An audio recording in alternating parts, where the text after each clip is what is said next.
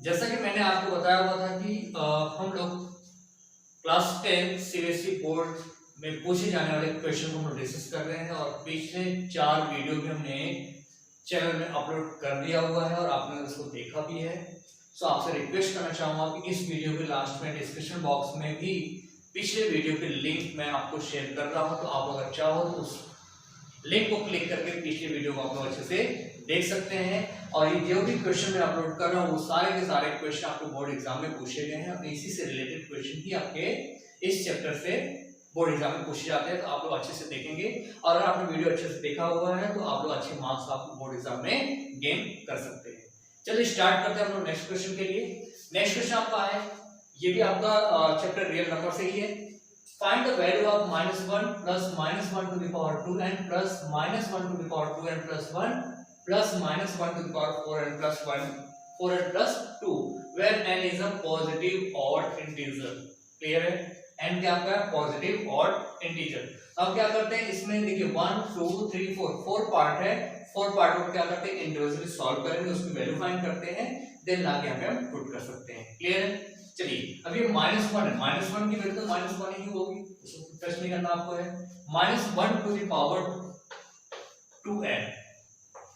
अब जैसा कि आपको बोला गया कि n क्या आपका ऑड इंटीजर है, तो अगर आपने किसी भी नंबर में, चाहे वो इवन हो चाहे ऑड है, अगर उसमें आपने 2 का मल्टीप्लाई कर दिया है तो वो नंबर क्या हो जाता है आपका इवन नंबर हो जाता है। मतलब कोई नंबर अगर 2 का मल्टीपल है तो वो क्या आपका होता है इवन नंबर होता है। तो -1 टू द पावर 2n की जो वैल्यू होगी वो क्या आपकी होगी 1। क्यों होगी? क्योंकि मैं आपको बता दूं अगर नेगेटिव साइन है -1, नेगेटिव साइन का अगर एक्सपोनेंट क्या है आपका इवन नंबर है, क्या आपका even number exponent even number, तो इसकी जो वैल्यू निकल के आती है वो क्या आपकी आती है, उसका साइन क्या होता है आपका पॉजिटिव होता है। तो -1 टू द पावर 2n की जो वैल्यू होगी वो 1। सिमिलरली बात करते हैं -1 to the power 2n plus 1 के लिए। तो -1 to the power 2n plus 1 को अगर हम एक्सपेंड करना चाहें तो हम ऐसे लिख सकते हैं -1 to the power 2n into -1, right. अब यहां देख सकते हैं -1 टू द पावर 2n, ये क्या आपका है इवन नंबर है, इसका भी साइन जो होगा आपका पॉजिटिव होगा और ये नेगेटिव है, इसकी जो वैल्यू आएगी वो -1 आ जाएगी। लास्ट वन की बात करते हैं तो आपका दिया हुआ -1 to the power 4n plus 2। इसको भी अगर आप एक्सपेंड करना चाहो एक्सपोनेंट फॉर्म में तो आप लिख सकते हैं -1 to the power 4n multiply -1 to the power 2। Clear है? अब इसका एक्सपोनेंट क्या आपका 4n है, ये क्या आपका 4 का मल्टीपल है, तो 4 भी क्या आपका है इवन नंबर है। तो अगर 4 का भी अगर किसी भी नंबर में आप मल्टीप्लाई करेंगे तो वो नंबर क्या आपका होता है इवन नंबर होता है। इसकी वैल्यू निकल के आएगी वो भी आपकी पॉजिटिव होगी +1। और -1 टू द पावर 2 क्या आपका इवन नंबर है, इसका भी वैल्यू जो निकल के आएगा वो भी आपका क्या आएगा +1। मतलब इसका जो आंसर आएगा वैल्यू निकल के आएगा वो +1 आएगा। क्लियर है? अब ये 4 वैल्यूज लाके हम यहाँ पे पुट कर सकते हैं। क्वेश्चन आपका है -1 plus -1 to the power 2n plus 2n plus -1 to the power 2n plus 1 plus -1 whole to the power 4n plus 2। -1 की वैल्यू -1 होगी no doubt. -1 to the power 2n की वैल्यू आपने फाइंड किया यहाँ से -1 to the power 2n 1 plus 1 plus -1 to the power 2n plus 1 की value आपकी निकल के आ गई है -1 plus -1 to the power 4n plus 2 की वैल्यू निकल के आ गई है +1। क्लियर? अब इसको देखिए आप -1 plus 1 -1 plus 1 -1 plus 1 cancel, -1 plus 1 cancel, answer will be 0। आई बात समझ में? आई होप सो कि ये आपको अच्छे से समझ आया होगा। तो आपको रिक्वेस्ट है इसको आप अच्छे से देखेंगे, ठीक है। आप चाहे इस क्वेश्चन को चेंज करके आप अदर क्वेश्चन भी प्रैक्टिस कर सकते हैं। कैसे करेंगे आप? जैसे कि यहाँ बोला गया है n is a positive odd integer, आप यहाँ पे इवन इंटीजर बोल सकते हैं। Secondly -1 to the power 2n है, यहाँ पे आप बोल दिए -1 to the power 2n -1 to the power 2n plus 3 -1 to the power 4n plus 1। ऐसा क्वेश्चन आप चेंज करके इसको प्रैक्टिस कर सकते हैं। ऐसे क्वेश्चन आपको बोर्ड एग्जाम में भी पूछे जा सकते हैं। आई होप सो कि आपको वीडियो बहुत अच्छे से समझ आया होगा। सो इसको कॉपी कर लीजिए, फिर हम लोग नेक्स्ट क्वेश्चन को सॉल्व करते हैं। Next question, find whether decimal expansions of 13/64 is a terminating or non-terminating decimal। Mean आपको क्या आइडेंटिफाई करना है कि 13/64 का जो डेसिमल एक्सपेंशन है वो टर्मिनेटिंग है या नहीं है। If terminating, find the number of decimal places. अगर टर्मिनेट है तो आपको ये पता करना है कि उसका डेसिमल प्लेस कितना होगा। इस डेसिमल एक्सपेंशन है, मतलब डेसिमल एक्सपेंशन होने के बाद डेसिमल प्लेस आपको बताना है, मींस डेसिमल फॉर्म में उसको और रिप्रेजेंट करना है इन केस अगर वो टर्मिनेटिंग होता है तो इस क्वेश्चन, ये क्वेश्चन आपका 2016 में पूछा गया हुआ है, बोर्ड एग्जाम 2016 में। इसको सॉल्व करने के लिए मैं आपको चीज बताना चाहूंगा कि अगर कोई रेशनल नंबर अगर टर्मिनेटिंग होगा तो हम लोग कैसे आइडेंटिफाई करते हैं कि वो टर्मिनेटेड है।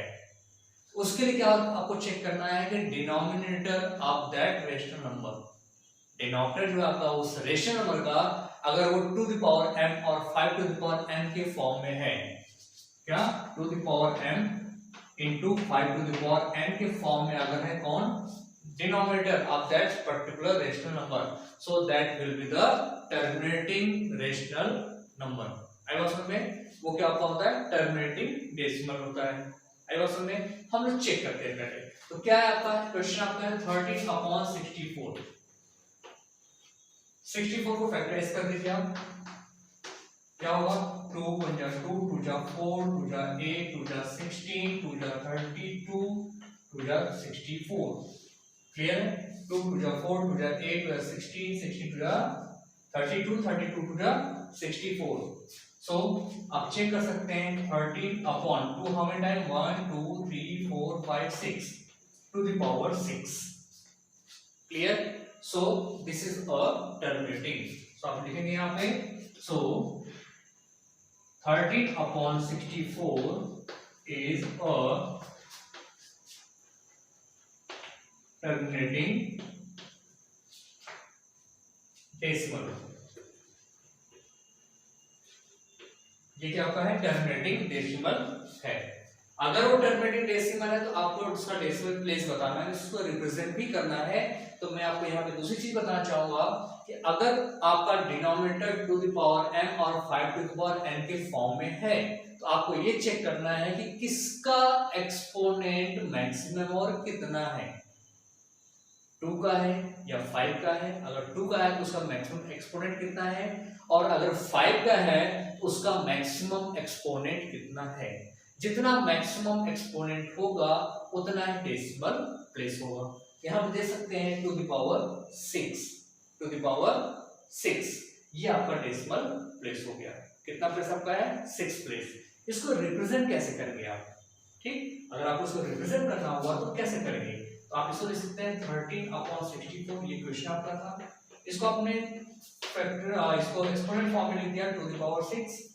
अब करना ये क्या है कि आपको जितना 2 है उतना ही हमें 5 चाहिए, जितना है 2 उतना ही 5 चाहिए। तो 2 आपका 6 टाइम है, तो यहाँ पे हम क्या करते हैं 2 the power 5 to the power 6 से हम न्यूमरेटर में और डिनोमिनेटर में क्या करते हैं मल्टीप्लाई कर देते हैं। आई बात समझ में, तो ये आपका आ जाता है 13 multiply 5 to the power 6 upon 2 को 5 में मल्टीप्लाई कर देंगे तो आपका आ जाता है 10 टू द पावर 6। आई बात समझ में। अब क्या करेंगे 5 को 6 टाइम मल्टीप्लाई करेंगे, फिर 13 का भी आप उसमें मल्टीप्लाई करेंगे। देखिए मल्टीप्लाई करके 5 how many time 6 times. Clear है, 1 2 3 4 5 एंड 6। 5 5 जा 25, 25 5 जा 125, 125 5 जा 625 मल्टीप्लाई 25 5 जा 25। अब 25 का मल्टीप्लाई करेंगे 25 5 जा 125, 12 कैरी, 25 2 जा 50, 50 प्लस करेंगे तो आपका आ जाएगा 62, 2 6 कैरी, 50 6 जा 150, 150 एंड 6 156। क्लियर, देन आफ्टर 13 का भी इसमें आप मल्टीप्लाई करेंगे, तो मल्टीप्लाई कर सकते हैं यहाँ पे आप 15,000 625 15,625 में आपने 13 का मल्टीप्लाई कर दिया, ठीक। 13 5 जा 65, 6 13 2 जा 26, 26 and 6 will be 32, 3 36 जा 78, 78 plus 3 will be 81, 81, right, 1 and 13 5 ja 65, 65 plus 8 will be 73, 3 7 carry, 13 1 ja 30, 13 7 20, so this will be 203,125, clear है। ये आपने मल्टीप्लाई कर दिया, राइट। अब ये 10 to power 6 है, आप क्या करेंगे, यहां से 6 प्लेस डेसिमल लगा देंगे, 1 2 3 4 5 6, so 0.203125 is the decimal extension of which number 13/64। I also में ये आपको एक क्वेश्चन सॉल्व करने का तरीका, ठीक है। ये बोर्ड एग्जाम में पूछा हुआ है 2016 को, इसको आप लोग अच्छे से देख लीजिए। और मैं आपसे रिक्वेस्ट करना चाहूंगा कि बार बार मैं बोलना चाहूंगा ऐसे कुछ क्वेश्चन लेके आप लोग प्रैक्टिस भी करते रहेंगे, जिससे ये क्वेश्चन आपको बहुत अच्छे से बन पाएगा। और एक क्वेश्चन अगर आपका ये बोर्ड एग्जाम में आता है तो आप इसको ड्रॉप नहीं कर पाएंगे, क्लियर है। आप इस वीडियो को अच्छे से कॉपी कर लीजिए, इसको देख लीजिए अच्छे से। इसके बाद हम लोग नेक्स्ट क्वेश्चन को सॉल्व करते हैं। ये नेक्स्ट क्वेश्चन आपका है, explain whether the number 3 multiply 5 multiply 13 multiply 46 plus 23 is a prime number or composite number। और ये क्वेश्चन पूछा गया है आपका 2016 में, ठीक। चलिए बात करते हैं कि कंपोजिट नंबर और प्राइम नंबर क्या चीज है। तो मैं आपको बताना चाहूंगा प्राइम नंबर क्या होता है, the number which are having maximum 2 factor 1 and itself only, clear. Prime number क्या होता है, जिसके 1 और itself फैक्टर होते हैं ओनली, उसके अलावा कोई और नहीं होता है, उसको बोलते हैं प्राइम नंबर। और कंपोजिट नंबर क्या बोलते हैं, composite number the number which are having more than 2 factor other than 1 and itself is the composite number। मतलब जो नंबर 1 और खुद को छोड़ के बाकी और किसी भी नंबर से डिवाइड हो जाता है उसको बोलते हैं कंपोजिट नंबर। आई बात समझ में। और प्राइम नंबर क्या होता है, नंबर जो खुद से और 1 से ही डिवाइड होता है, बाकी किसी और नंबर से डिवाइड नहीं होता है, उसको हम लोग बोलते हैं प्राइम नंबर। बात करते हैं प्राइम नंबर के एग्जांपल के लिए। तो प्राइम नंबर की बात करते हैं तो स्मॉलेस्ट प्राइम नंबर क्या होता है, 2 3 5 7। ये नंबर खुद से डिवाइड होंगे या तो 1 से होंगे, बाकी किसी भी नंबर से डिवाइड नहीं होते हैं, इसलिए इसको बोलता है प्राइम नंबर। बात करते हैं कंपोजिट नंबर के लिए। कंपोजिट नंबर क्या होते हैं, एग्जांपल 4 6 8 9 10 12, ठीक। ये नंबर 4, जैसे 4 की बात करते हैं तो ये 4 से डिवाइड और 1 से तो डिवाइड होगा ही होगा, साथ में किसी और नंबर 2 से डिवाइड हो सकता है। 6 आपका 2 और 3 से भी डिवाइड हो सकता है, 1 से 6 तो होगा ही होगा, साथ में 2 और 3 से भी हो जाता है, इसको बोलते हैं कंपोजिट नंबर। आई बात समझ में। ये था आपका प्राइम नंबर और कंपोजिट नंबर। अब क्वेश्चन आपका ये है, इसमें आपको पूछा गया है कि आपको ये बताना है कि ये नंबर आपका क्या प्राइम नंबर है या कंपोजिट नंबर है। तो बच्चे गलती कहाँ करते हैं कि इसको 3 का मल्टीप्लाई 5 में किया, जो रिजल्ट आया, फिर 30 मल्टीप्लाई किया, फिर 46 मल्टीप्लाई किया, इसके बाद जो रिजल्ट आया उसमें आपने 23 को ऐड भी किया, फिर आपने चेक किया क्या वो नंबर जो रिजल्ट आया वो किसी नंबर से डिवाइड हो रहा है कि नहीं हो रहा है। बहुत लॉन्ग प्रोसेस, ठीक। चलिए हम इसको सॉल्व करते हैं बहुत इजी मेथड से। कैसे करना आपको है, जैसे हम बात करते हैं 6 को हम क्या 2 into 3 लिख सकते हैं, ठीक है। 12 को हम लिख सकते हैं 2 multiply 3। मतलब आप क्या कह सकते हैं कि 6 2 से भी डिवाइड होगा और 3 से भी डिवाइड होगा, 12 2 से भी डिवाइड होगा और 3 से भी डिवाइड होगा। मतलब अगर कोई नंबर किसी नंबर का प्रोडक्ट है, मल्टीपल है, तो वो नंबर उस नंबर से भी डिवाइड होगा। तो अगर हम ये करते हैं कि इसमें से कोई कॉमन लेके आ जाते हैं नंबर, तो हम ये बोल सकते हैं ना कि कॉमन निकल रहा है, मतलब वो नंबर जो है उस कॉमन नंबर से क्या होगा, डिविजिबल होगा। आई बात समझ में। तो हम क्या करते हैं दोनों, जैसे आपका ये फर्स्ट टर्म है, सेकंड टर्म है, इनमें से हम क्या करते हैं कि कुछ कॉमन लेके आते हैं, अगर कॉमन निकला तो ठीक है तो हम बोलेंगे कंपोजिट है, और कॉमन नहीं निकला तो हम लोग क्या बोलते हैं, प्राइम है। आई बात समझ में? चलिए क्वेश्चन आपका है यहाँ पे 3 मल्टीप्लाई 5 मल्टीप्लाई 13 मल्टीप्लाई 46 प्लस 23। अगर आप चेक करते हैं तो 23 ऑलरेडी प्राइम नंबर है क्योंकि ये किसी भी नंबर से डिविजिबल नहीं है। तो ये चेक करिए क्या यहाँ पे क्या 23 मिल सकता है, 3 है, 5 है, 13 है, 46 को अगर हम 2 से डिवाइड करते हैं तो कितना होगा, 2 2 जा 4, 6 2 3 जा 6, करेक्ट? कितना आपका आएगा 23। तो हम इसको लिखते हैं 2 मल्टीप्लाई 23, तो आपका आ जाएगा 3 मल्टीप्लाई 5 मल्टीप्लाई 13 मल्टीप्लाई 46 लिखते हैं हम लोग 2 मल्टीप्लाई 23 प्लस 23। क्लियर? आप देख सकते हैं कि यहाँ पे 23 और यहाँ पे 23, तो हम 23 कॉमन ले सकते हैं। क्या बचेगा, 3 मल्टीप्लाई 5 मल्टीप्लाई 13 मल्टीप्लाई 2, और यहाँ प्लस यहाँ से आपका 23 आपने कॉमन लिया तो क्या बचेगा आपका 1। अब आपको इसको पूरा मल्टीप्लाई करके समीशन करने की जरूरत नहीं है, मतलब इसको सिंप्लीफाई करने की जरूरत नहीं है। आप यहाँ बोल सकते हैं 23 क्या आपका कॉमन निकला है, तो मतलब ये पूरा नंबर क्या है आपका 23 से डिविजिबल है। ये क्या नंबर पूरा आपका 23 से डिविजिबल है। अगर 23 से डिविजिबल है तो मतलब ये क्या है आपका कंपोजिट नंबर। आई बात समझ में? तो आप लिख सकते हैं the given number is divisible by 23, so it is a composite number। Clear? अगर ऐसे क्वेश्चन आते हैं तो आपको यही करना है, आपको पूरा सिंप्लीफाई करने की जरूरत नहीं है। वहां से हम कॉमन लेने की कोशिश करते हैं, अगर कॉमन निकला तो आप बोलेंगे कंपोजिट है, अगर कोई कॉमन नहीं निकला तो आप बोलेंगे वो प्राइम है। पूरा सिंप्लीफाई करने की जरूरत आपको नहीं है क्योंकि आपके पास इतना टाइम नहीं है कि आप मल्टीप्लाई कीजिए फिर इसको ऐड कीजिए फिर चेक करिए कि डिवाइड हो रहा है कि नहीं हो रहा है। क्लियर है? तो ये आपका है मेथड इसे क्वेश्चन को सॉल्व करने के लिए। इस वीडियो को आप इसको अच्छे से इस क्वेश्चन देख लीजिए, इसके बाद हम लोग नेक्स्ट क्वेश्चन को सॉल्व करते हैं। नेक्स्ट क्वेश्चन आपका है जो बोर्ड एग्जाम 2015 में पूछा गया है, बहुत इंपॉर्टेंट क्वेश्चन ये है। Show that √3 + √5 whole square is an irrational number. आपको ये बताना है कि √3 + √5 का होल स्क्वायर जो है वो क्या आपका है इरेशनल नंबर है, आपको ये शो करना है। क्लियर है? तो ऐसे क्वेश्चन को सॉल्व करने के लिए हम लोग क्या करते हैं, पहले लेट करते हैं कि ये क्या आपका है रेशनल नंबर है। क्या आपका है रेशनल। लेट करेंगे आप, let √3 + √5 whole square is a rational number. Clear? अगर ये रेशनल नंबर है तो आप क्या कर सकते हैं a/b के फॉर्म में इसको लिख भी सकते हैं। सो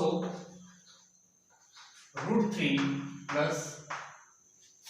√5 whole square is equal to a/b।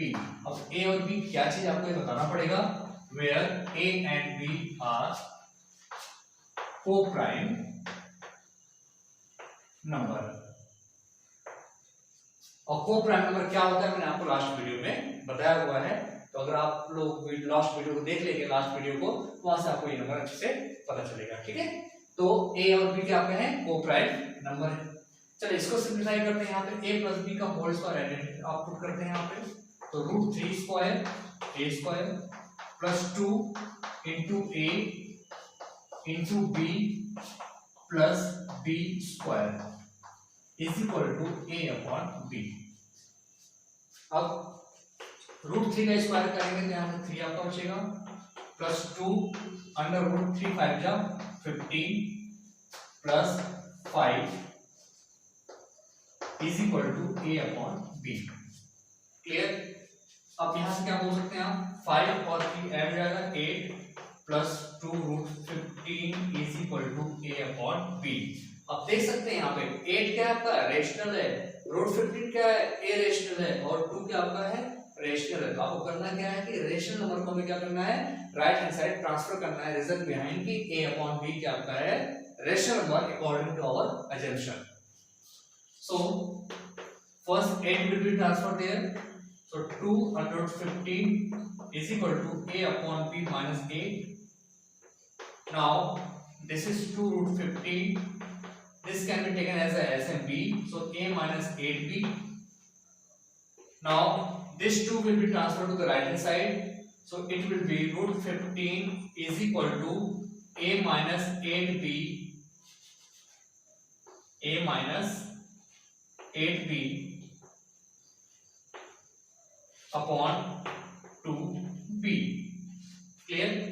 So you can take this is the one. आप इसको वन ले सकते हैं. अब बात करते हैं कि a minus 8b upon 2b ये क्या आपका राइट हैंड साइड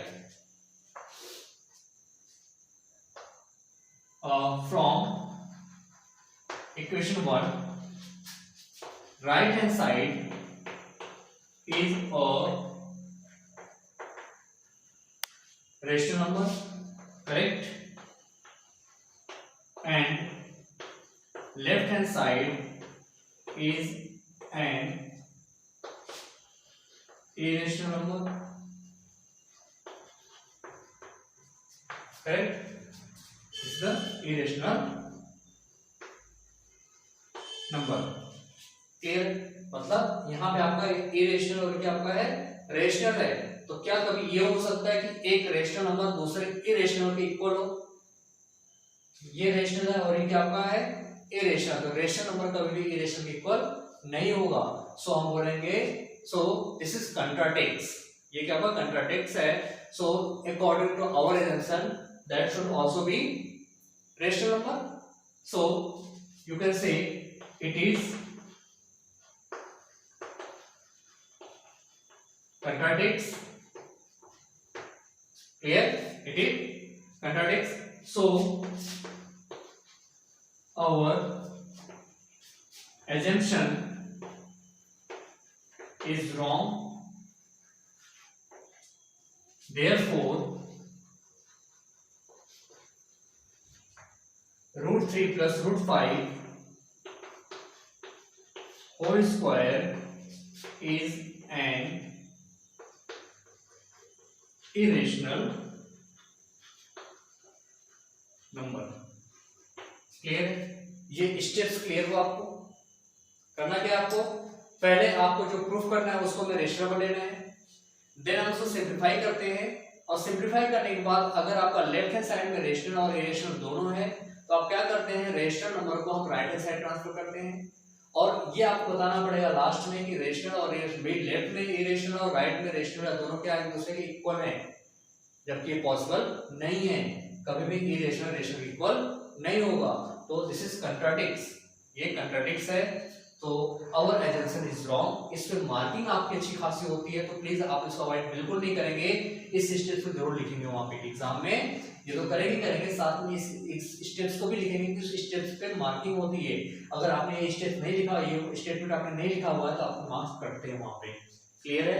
तो ये अच्छी सो कि आपको अच्छे समझ में आएगा. सो इसको आप लोग अच्छे से देख लीजिए, इसको कॉपी कर लीजिए, फिर हम लोग नेक्स्ट क्वेश्चन को सॉल्व करते हैं. नेक्स्ट क्वेश्चन आपका है if SF of 144 and 180 is expressed in the form of 13m-3 then find the value of m. Clear है? और ये क्वेश्चन पूछा गया आपका बोर्ड एग्जाम 2014. क्लियर है? मैं आपसे फिर से एक बार रिपीट करना चाहूंगा कि दो नंबर आपको मिले हैं. एक नंबर आपका है 144 और दूसरा नंबर आपका क्या है 180. ये नंबर आपको गिवन है. अब आपको ये दिया गया है कि इसका जो एचसीएफ है वो किस फॉर्म में रिप्रेजेंट किया गया है 13m-3 के फॉर्म में. तो इसका m की वैल्यू बताइए आप. क्लियर है? तो मतलब क्या है इन दोनों का जो एचसीएफ होगा वो इसके इक्विवेलेंट होगा क्योंकि ये एचसीएफ का ही एक्सप्रेशन है आपका. ठीक, तो हम क्या करेंगे पहले हम एचसीएफ फाइंड करेंगे, उस एचसीएफ को क्या करेंगे इसका इक्विवेलेंट करेंगे और वहां से m की वैल्यू फाइंड करते हैं. आई बात समझ में? इसको आप लोग बहुत अच्छे से देखिएगा क्योंकि ऐसा क्वेश्चन आपका बोर्ड एग्जाम में पूछा हुआ है और यहाँ पर लिखा हुआ है ये आपका 2014 में क्वेश्चन आपका पूछा हुआ है. आई बात समझ में? चलिए स्टार्ट करते हैं क्वेश्चन को. हम पहले क्या पता करेंगे इन दोनों नंबर का एचसीएफ फाइंड करेंगे. आई बात समझ में? चलिए एचसीएफ पता करते हैं by Euclid division lemma method से. क्या किया आपने 180 में आपने क्या कर दिया, 144 से divide, 1 time 144, remainder will be 10 minus 4 6, 7 minus 4 will be 33. So 36 is the remainder. So A is equal to BQ plus R. ये क्या आपका यूक्लिड डिवीजन एल्गोरिथम है, क्लियर। अब यहाँ पे A क्या आपका डिविडेंड, तो डिवाइडेंड क्या आपका है 180, dividend is 180 is equal to B is the divisor 144 multiply quotient is 1 plus remainder is 36. अब क्या होगा, जो 36 है वो रिमाइंडर वो आपका क्या बन जाएगा, डिवाइजर बन जाएगा, और जो डिवाइजर था वो बन जाएगा डिवाइडेंड 144, क्लियर। ये आपका जाएगा 4 times 4 6 are 24, 4 3 are 12 to 14, reminder आ गया आपका 0। So now it can be represented as you know 144 is the dividend and divisor is 36, quotient is 4 and remainder is 0. So which is the last divisor who make the remainder 0 is what, 36. So last divisor which make the remainder is equal to 0, that will be the HCF of the given numbers. So HCF will be what, 36, clear. Now this is also expression of the HCF, so both will be the equal. So 13m minus 3 is equal to 36. 13m minus 3 is equal to 36. Now you need to find the value of m, clear. So now 3 can be transferred to the right hand side. So 30m is equal to 36 plus 3. So 30m is equal to 39, clear. So m is equal to what, 39 upon 13. So this will be 3. So the value of m will be 3, clear. Now you can check it also. How? This is the HCF also. This is the HCF also. After putting the value of m is 3, you should get the value 36. Clear? You must get the value 36. So you can check it. 13m minus 3. By putting the value of m is 3, 13 minus 3, 13 multiplied 3 minus 3, 33 is 39, minus 3 is 36. So this is the HCF also. Got it? So this is the correct answer for the m is 3. आई बात सबको समझ में आ गई बात। आपने क्या किया पहले कि इसने बोला था कि इन दोनों नंबर का एचसीएफ को जो एक्सप्रेस कर रहे हो आप इस फॉर्म में एक्सप्रेस किया गया है, ठीक।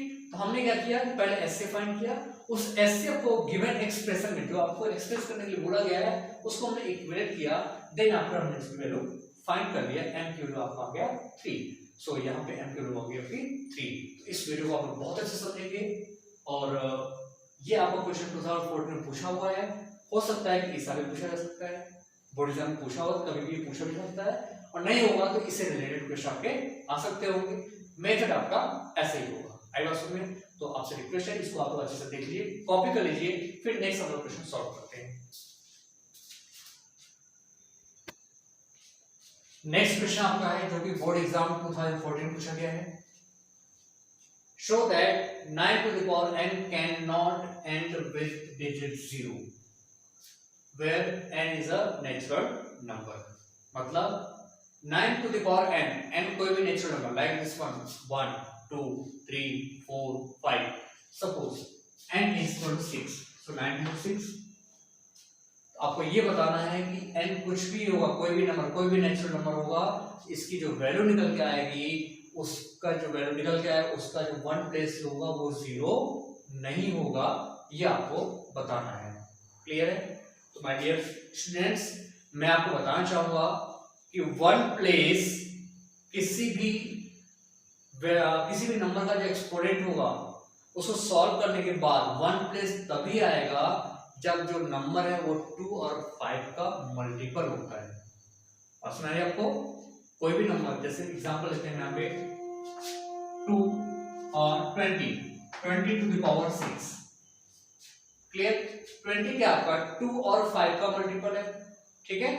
इसका जब भी वैल्यू निकल के आएगा, उसकी वैल्यू क्या निकल के आएगा, उसका वन प्लेस क्या आएगा आपका 0 आएगा। ये चीज आप याद रखिएगा। जैसे हम बात करते हैं 50 to the power 100, 50 to the power 100, इसकी जो भी वैल्यू निकल के आएगी उसका जो वन प्लेस होगा वो क्या आपका होगा 0। क्लियर है? एग्जांपल हम लेते हैं यहां से 70 टू द पावर 100। अब इसका जो भी वैल्यू निकल के आती है इसका जो वन प्लेस होगा वो क्या आपका होगा 0। ऐसा क्यों होगा? क्योंकि अगर हम बात करते हैं जो इसका एक्सपोनेंशियल बेस है, बेस 20 को किसने 2 into 2 into 5, 50 को क्या लिख सकते हैं आप 2 into 5 into 5, 70, 2 into this will be 5 into 7। Clear? देख सकते हैं यहाँ पे ये 2 और 5 का मल्टीपल है। ठीक है, 2 और 5 का मल्टीपल है। आई बात समझ में? तो ये याद रखिएगा कि आपका बेस जो होना चाहिए वो 2 और 5 का मल्टीपल होना चाहिए, product of 2 and 5। In that case that number will and with 0। Clear? So now आप यहां देख सकते हैं 9 to the power n, 9 to the power n is not multiple of 2 and 5, so it cannot end with 0। ये क्या आपका होगा कभी भी 0 से एंड नहीं करेगा, क्योंकि ये नंबर आपका 2 और 5 का मल्टीपल होना जरूरी है। अगर 2 और 5 का मल्टीपल नहीं है तो वो नंबर कभी भी 0 से एंड नहीं करेगा, एक्सपोनेंट कुछ भी हो। तो ये क्वेश्चन आपका बोर्ड एग्जाम पूछा गया है 2014 में। आई बात में इस क्वेश्चन सॉल्व करने का तरीका यही कि आप लिखेंगे क्या, बेस इज व्हाट 9। क्लियर है? 9 is not multiple of 2 and 5, so it cannot end with digit 0। ये कभी 0 डिजिट से एंड नहीं करेगा, वो एंड तभी करेगा जब वो 2 और 5 दोनों का मल्टीपल हो तभी करेगा। आई बात समझ में? ये था आपका कॉन्सेप्ट इस क्वेश्चन को लेकर के। इसको आप लोग कॉपी कर लीजिए, हम लोग नेक्स्ट क्वेश्चन सॉल्व करते हैं।